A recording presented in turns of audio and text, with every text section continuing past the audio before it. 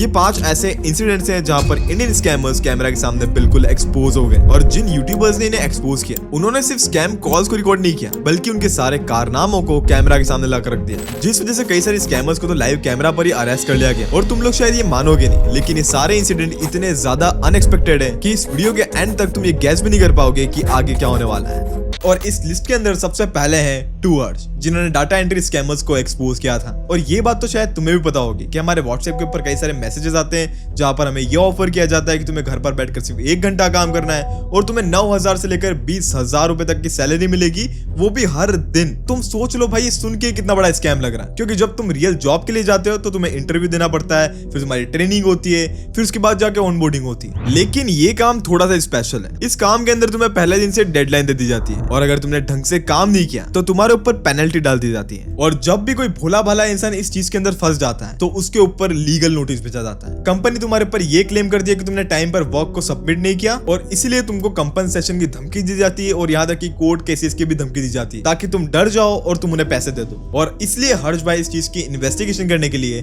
खुद इस जॉब के अंदर एनरोल करते हैं और फिर वो 1 रुपए के अंदर अपना रजिस्ट्रेशन फॉर्म भरते हैं। और उस डिक्लेरेशन फॉर्म के अंदर कई सारी चीजें लिखी होती है जो कि बहुत ज्यादा कंफ्यूजिंग होती है अगर तुम नए उस जॉब के अंदर अप्लाई कर रहे हो तो। और यहाँ तक कि उस फॉर्म के अंदर ये लिखा हुआ था कि अगर तुमने जरा सा भी इस काम में गलती की तो तुम्हारा एक केस महाराष्ट्र अकोला कोर्ट के अंदर जाएगा, जो कि नॉर्मल जॉब्स के अंदर भाई बिल्कुल नहीं होता। मतलब तुमने अगर ढंग से काम नहीं किया तो तुम्हारे ऊपर केस हो जाएगा। और जिसके बाद हर्ष भाई इस फॉर्म को भर देते हैं और उनके पास फिर काम आता है। और जब उनके पास वो काम आता है तो बहुत ज्यादा कंफ्यूजिंग होता है, जहां पर उन्हें एक दिन के अंदर 560 से भी ज्यादा फॉर्म भरने थे, वो भी 90% एक्यूरेसी के साथ। यहाँ तक कि वो काम कोई नॉर्मल बंदा या फिर कोई पढ़ा लिखा इंसान भी करेगा तो भी उसे समझ नहीं आएगा। उसके अंदर क्या पता कोई तो अलग सी भाषा लिखी हुई थी। और ये सारी चीजें जानबूझकर डिजाइन करते हैं ताकि लोग गलतियां करें और ये उसके ऊपर कोर्ट केस फाइल कर सके। और यही सेम चीज होती है हर्ष भाई के साथ भी। उन्हें डेडलाइन के बाद फेक लॉयर का कॉल आता है, जहां पर लॉयर उनको आईपीसी सेक्शंस बताता है, उनके ऊपर कोर्ट केस फाइल करने की धमकी देता है और यहाँ तक कि उनके ऊपर हैवी पेनल्टीज लगाने का भी धमकी देता है।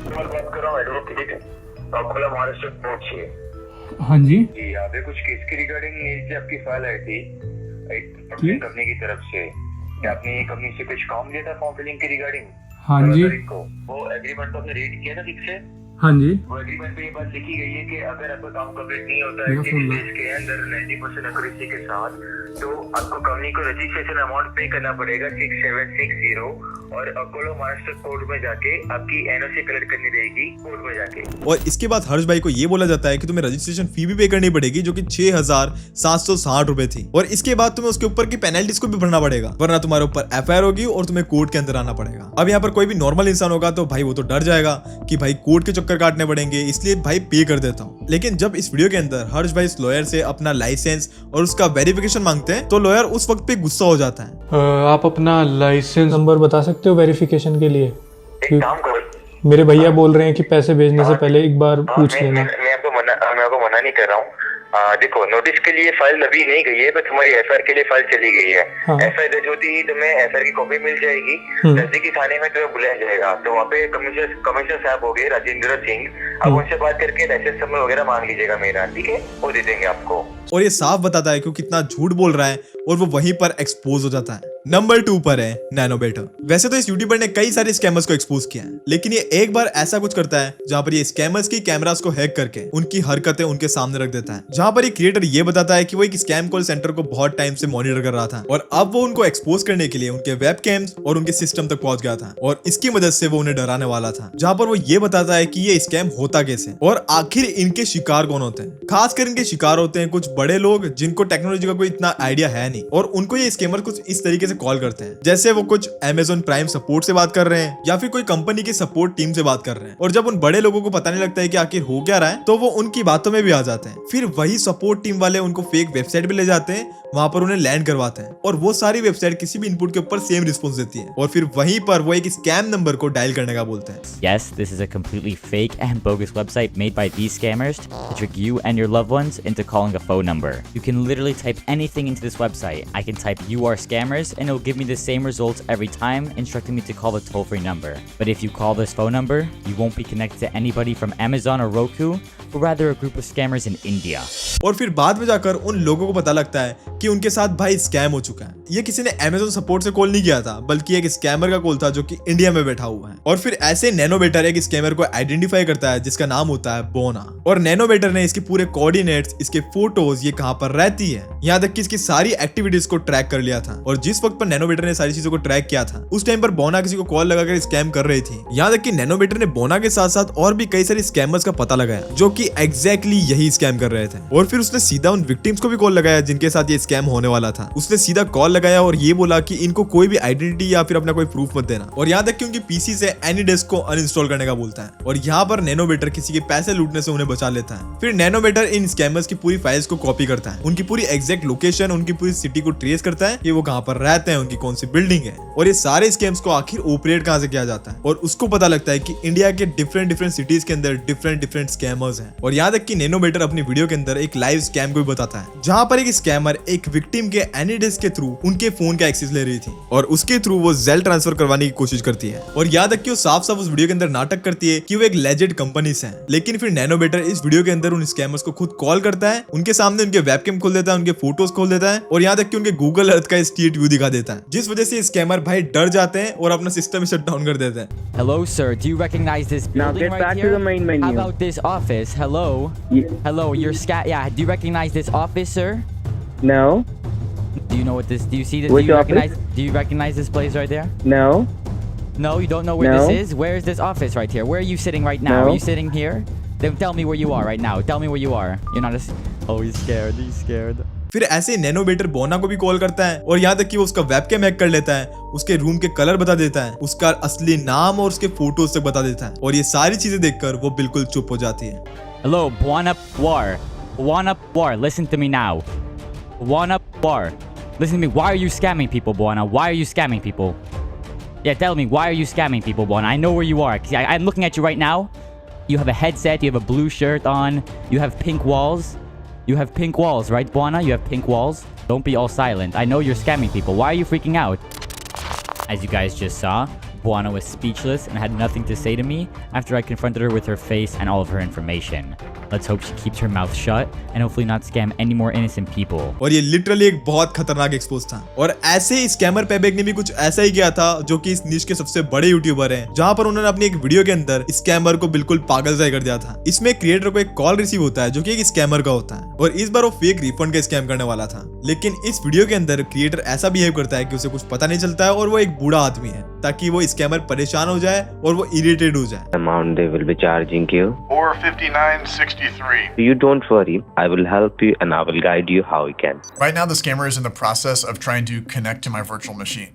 I want to set the stage here because I'm playing a grandpa character, so I want to take things as slowly as possible, and that means I may not be as good at the computer, and if the scammer asks me to left click, for instance, I might right click, or if he gives me a command, I might just not hear it because I'm hard of hearing. All this is by design and it's meant to annoy the scammer. इस video की जैसे ही शुरुआत होती है तो scammer भाई उनके PC की एक्सेस लेने की कोशिश करता है। क्रिएटर है वो ऐसा बिहेव करता है कि उसे कुछ पता ही नहीं चल रहा है, इसलिए कुछ भी बटन दबाने लगता है, जैसे राइट क्लिक दबा रहा है, कभी लेफ्ट क्लिक दबा रहे हैं, इससे स्कैमर परेशान हो जाए और उसका पेशेंस टूट जाए वहां पर ही। फिर जिसके बाद स्कैमर वर्चुअल मशीन पर हो जाता है और वहां पर वो फेक रिफंड फॉर्म और बैंक पोर्टल दिखाता है, जो असल में एक स्कैम का ही सेटअप होता है। फिर वही स्कैमर आगे जाके इस वीडियो के अंदर उनसे कमांड प्रॉम्प्ट खुलवाता है और उन्हें कुछ स्ट्रिक्ट रूल्स देता है, जैसे एंटर मत दबाना, लेकिन बार बार क्रिएटर भाई एंटर दबाता है और वो क्रिएटर जानबूझकर कुछ ना कुछ करता ही रहता है। और इस चीज को देखकर भाई वो स्कैमर बिल्कुल पागल सा होने लगता है। फिर बाद में वो स्कैमर अपना और दिमाग लगाता है। वो स्कैमर ये बताता है कि उसके $20,000 उससे गलती से क्रेडिट हो गए उनके अकाउंट के अंदर, और एक्चुअल में उस क्रिएटर के अकाउंट में $20,000 दिखते भी हैं। अब यहाँ पर कोई भी नॉर्मल इंसान होगा वो अपना कॉमन सेंस लगाएगा और पैसे वापस दे देगा,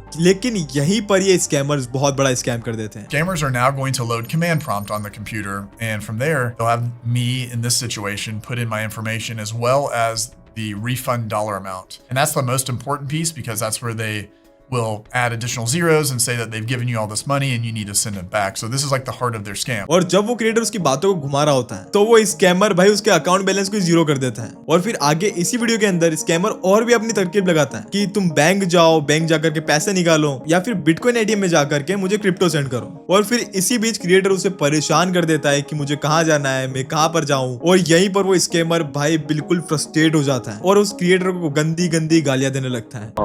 Your ears are very, now you are not deaf to hear all that, right? I'll put. So you're driving to the Circle K? I'm not driving yet. I'm finishing the map, the route I'm going to take on the map. Do it fast before I put my. No, my name isn't Harry. My name is Brian Your Stevenson. name is. Can you speak a little bit louder? Because I have you on speaker because I'm trying to do the map, but it keeps cutting in and out. I don't know if it's your connection. Yeah, I know that. I know that. और फिर इतना परेशान होने के बाद 3 घंटे के बाद वो स्कैमर उस कॉल को कट करता है। लेकिन अगले यूट्यूबर ने इन स्कैमर्स के ऑफिस में जाकर उनके ऑफिस में रेड पड़वा दी। ये वीडियो अपलोड की थी मिडनाइट एसबी ने, जहां पर उस क्रिएटर को फेक माइक्रोसॉफ्ट टेक सपोर्ट का कॉल आता है, जिसमें वो स्कैमर ये बोलता है कि उसके कंप्यूटर में कुछ प्रॉब्लम है, तो इसलिए वो MS कॉन्फ़िग फाइल को ओपन करवाता है, जो कि एक बहुत ज्यादा कॉमन स्कैम ट्रिक होती है। और इसलिए स्कैमर उसके बाद उनसे रिमोट एक्सेस मांगते हैं ताकि विक्टिम को कन्विंस कर सके कि उनके सिस्टम में कुछ ना कुछ तो खराबी है, इसलिए एक्सेस मांग रहे हैं। और यहाँ तक कि उन्हें ये भी बोलते हैं कि उन्हें सपोर्ट फीस पे करनी पड़ेगी। और इसीलिए इस वीडियो के अंदर क्रिएटर भी उसे एक्सेस दे देता है ताकि वो देख सके कि आखिर ये करता क्या है। लेकिन यहीं पर उस क्रिएटर को रिवर्स एक्सेस के थ्रू पूरे कॉल सेंटर का नेटवर्क मिल जाता है कि वो कहां से एक्सेस हो रही है, उसकी कौन सी बिल्डिंग है और आखिर इस स्कैम कंपनी में कितने लोग काम करते हैं। और वहीं पर उसे पता लगता है कि डीके बिजनेस पैट्रन नाम की कोई कंपनी चल रही है जिसका उसे सीसीटीवी एक्सेस मिल जाता है। और वहीं पर उसे इस कंपनी की सीसीटीवी का एक्सेस और फोन का एक्सेस मिल जाता है, जिस वजह से वो उनके काम को भी देख पा रहा था, यहाँ तक कि उनकी बातें भी सुन पा रहा था। यहाँ तक कि वो ये भी देख पा रहा था कि वहाँ पर नए लोगों को कैसे जोड़ा जाता है इस कंपनी के अंदर और उन्हें कैसे मैनिपुलेट किया जाता है। आपको भी फील हो कि हाँ एक रेप्यूटेड ऑर्गेनाइजेशन में आप काम कर रहे हो, जहाँ पर आप आए हो, one of the best organisation. मैं आपको एक्सपीरियंस बताता हूँ। और इस वीडियो के अंदर एक क्रिएटर ये भी बताता है कि दिन में तो ये सारे लोग लेजिट काम करते हैं, जैसे अमेज़न और ईबे के सेलर अकाउंट्स को मैनेज करना, लेकिन यही लोग रात को यूएस सिटीजन को स्कैम कॉल्स करते हैं। और जब कोई इस चीज के अंदर विक्टिम फंस जाता है तो ये सारी कॉल वो क्लोजर्स को फॉरवर्ड कर देते हैं। अब ये सारी चीजों को जब वो क्रिएटर देख रहा होता है, देन उसी वक्त पर उसे वहां का बॉस भी दिख जाता है, जिसका नाम था दीपक कुमार चुपाल। और ये उस वक्त पर प्रेजेंट था जब ये लोग स्कैम कर रहे थे। और जब इस सारा डाटा इनको पता लग जाता है कि ये सारी चीजें कहां पर हो रही है और क्यों हो रही है और ये कैसे कर रहे हैं सारी चीजों को, देन एक क्रिएटर और उसके दोस्त ये सारा डाटा पुलिस को देने जाते हैं। लेकिन वहीं पर एक अमेरिकन ब्लॉगर जिसका नाम दिया है, वो फिजिकली इस कॉल सेंटर के अंदर जाने का प्लान बनाता है क्योंकि वो ऑलरेडी इंडिया के अंदर ही था। फिर दिया ऐसे टूरिस्ट बन के इस कॉल सेंटर के अंदर घुस जाता है और वो ये बता के घुसता है कि वो घूम गया है, इसलिए वो घूमते फिरते यहाँ पर आ गया है। लेकिन फिर वो डायरेक्टली इन स्कैमर्स से बात करता है, उनके नाम पूछता है और यहाँ तक कि उनको सबको वीडियो के अंदर कैप्चर कर लेता है। Hello everybody, what's going on? Good? Everybody doing good? Say what's up. How are you guys doing? Good? How's everything? Good? I'm just walking around and I saw this place. Everything's good? Okay. My name is Dia. What's your guys' name? Everything? Okay. Babita. Arya. Vicky. Okay. Adarsh. Okay, good job. Where's Deepak? I'm looking for Deepak. He's up? Okay, thank you guys.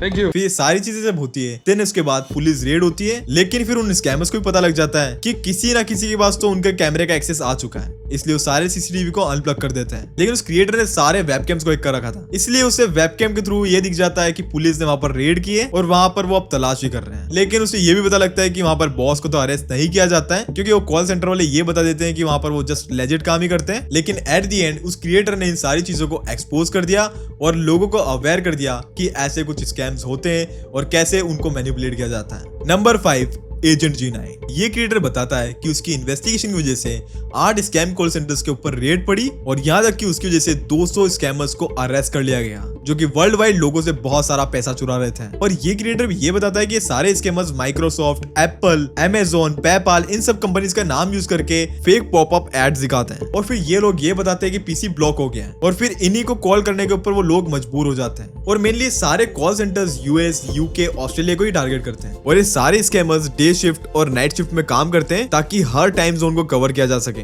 यहाँ तक कि ये सारे victims को fake CMD commands run करवाते हैं, जिससे उन्हें ये लगता था कि उनका नेटवर्क हैक हो गया है। है, जबकि ये सारी चीजें मैनिपुलेटेड होती थी। फिर ये सारे स्कैमर्स लोगों को डराते थे कि उनका डाटा इलीगल वेबसाइट्स पे यूज हो रहा है, और फिर ये सारे स्कैमर्स एक ही टेक्निक का यूज करते हैं कि अगर तुम्हें अपना पैसा सिक्योर करना है तो उसके लिए तुम बिटकॉइन एटीएम या फिर गिफ्ट कार्ड्स का यूज करो। और फिर इसी वीडियो के अंदर क्रिएटर बताता है कि उसने कई सारे विक्टिम्स को लाइव कॉल पर गाइड किया कि जो वो $10,000 या फिर $25,000 की गिफ्ट कार्ड खरीदने वाले वो मत खरीदना, और उसने ये सब करके कई सारे विक्टिम्स को बचाया। और कई सारी स्टोर के एम्प्लॉइज ने भी वहां पर गाइड किया कि गिफ्ट कार्ड्स मत खरीदना। और यहाँ तक कि जब इन्वेस्टिगेशन हुई तो उसमें कुछ क्रिप्टो वॉलेट्स भी ट्रेस हुए, जिसमें एक वॉलेट के अंदर 80+ बिटकॉइंस थे जो कि ऑलमोस्ट $9 मिलियन के बराबर होते हैं, और दूसरे में 500 से भी ज्यादा बिटकॉइंस थे जिसकी वैल्यू $60 मिलियन से भी ज्यादा होती है। और फिर ये सारी डिटेल्स, नाम, लोकेशन, उनके वॉलेट्स और उनके कॉल सॉफ्टवेयर एक्सेस सारे पुलिस को दे दी गई, जिसके बाद पूरा कोऑर्डिनेटेड क्रैकडाउन हुआ, जिसके बाद आसाम पुलिस, सीबीआई, एफबीआई और इंटरपोल के साथ मिलकर रेड्स हुई, जिसमें 200 से भी ज्यादा स्कैमर्स अरेस्ट हुए। जो भी इसके अंदर मेन सस्पेक्ट था उसको जेल जाना पड़ा और कई सारे लोगों को हाउस अरेस्ट कर लिया गया। लेकिन भाई इन लोगों ने जो स्कैमर्स को पकड़ा है वो लिटरली नेक्स्ट लेवल काम है। और अगर तुम इनकी वीडियोस को देखना चाहते हो देन मैं चैनल की लिंक सारी डिस्क्रिप्शन में दे दूंगा, तुम उधर जाकर के इनकी वीडियोस को देख सकते हो। बाकी तुम्हें वीडियो कैसी लगी, मैंने तो भाई कंपाइलेशन बना के डाला है सिर्फ, बाकी तो तुम्हें स्क्रीन के ऊपर 2 वीडियो दिख रहे होंगे, जाकर के वॉच कर सकते हो। दोनों के दोनों बहुत ज्यादा तगड़ी है, तो जाओ जाकर के देखो। मिलते हैं नेक्स्ट वीडियो में, तब तक के लिए peace and love and bye bye.